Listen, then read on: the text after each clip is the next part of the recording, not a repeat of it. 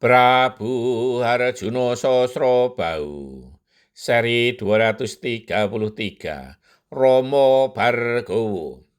Sementara itu, arak-arakan para prajurit yang membawa jasad para prajurit yang tewas di pertapaan Dewosono telah sampai pula di alun-alun kota Raja Kanyakawa. Mereka terkejut karena menyaksikan Rama telah sampai di alun-alun itu. Dan mereka melihat banyak prajurit yang merangkak kesakitan di tepi alun-alun. Mereka lebih terkejut lagi ketika melihat seorang pangeran sepuh, Raden Hentaka, tergeletak di tengah alun-alun. Itu pasti ulah Rama, seperti yang ia alami di luar kota raja sebelumnya. Namun para pangeran yang belum menyadari betapa saktinya Rama dan menyaksikan Raden Hentaka tewas, segera mengepung Rama. "Hayo kepung anak kemarin sore ini," berteriak seorang pangeran sepuh lainnya. Para pangeran segera mengepung Rama yang kemudian disebut Romo Bargowo itu.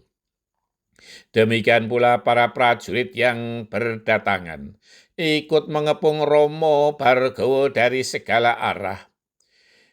"Hei para prajurit, aku hanya ingin menumpas Trahihaya yang telah membunuh Bopo Jamadagni dan Ibu Dewi Renuko.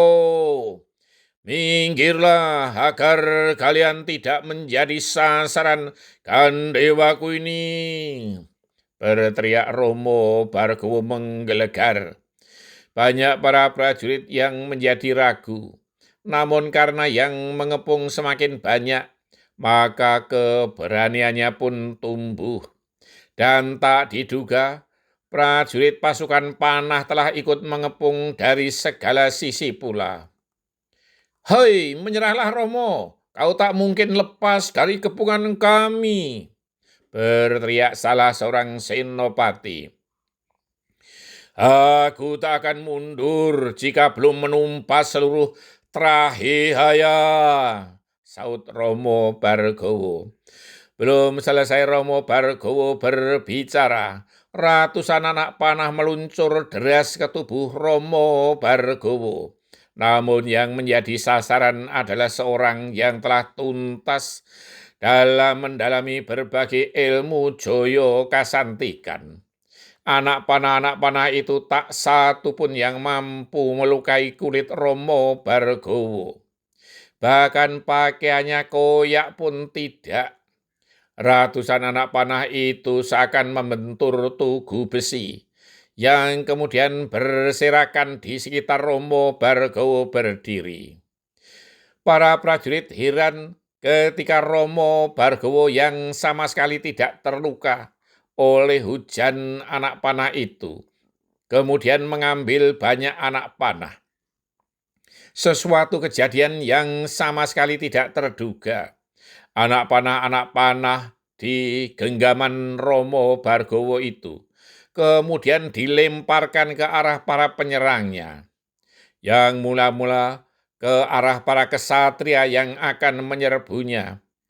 Derasnya luncuran anak panah tak mampu dihindari oleh para kesatria itu. Yang terjadi sungguh memilukan. Terdengar jeritan susul menyusul, dan sekejap kemudian mereka tergeletak di rerumputan alun-alun dengan darah menyembur dari dada, dari lambung, bahkan juga dari perut mereka. Puluhan kesatria Wangsa Hihaya pun tewas seketika. Ketika para prajurit masih terbelalak menyaksikan peristiwa yang menggetarkan itu, puluhan anak panah kembali meluncur, kali ini mengarah ke kaki para prajurit itu. Yang terjadi lebih memilukan dari sebelumnya. Para prajurit itu mengerang kesakitan karena anak panah menancap di betis maupun di paha para prajurit. Mereka lari terpincang-pincang ke tepi alun-alun. Mereka terluka oleh senjata mereka sendiri, senjata makan tuan. Ketika mereka melihat Romo Bargowo kembali memunguti anak panah, para prajurit berlarian menjauh dari jarak jangkau anak panah itu.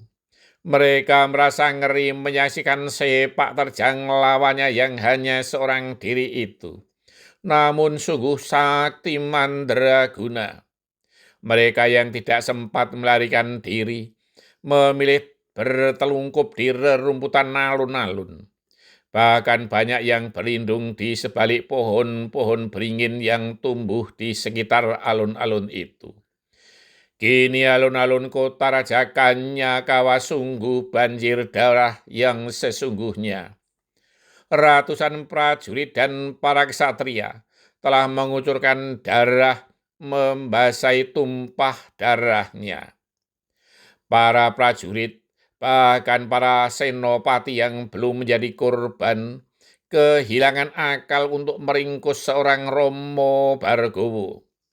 Romo Bargowo berdiri di tengah alun-alun, dengan masih menggenggam anak panah yang dipungutnya.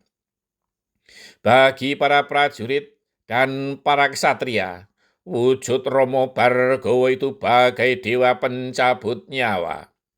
Kini alun-alun begitu hening, tak ada yang berani bergerak, karena takut akan menjadi sasaran anak panah. Bersambung. Senjata makan tuan sungguh terjadi secara nyata, namun dalam arti kiasan bisa saja terjadi pada siapapun.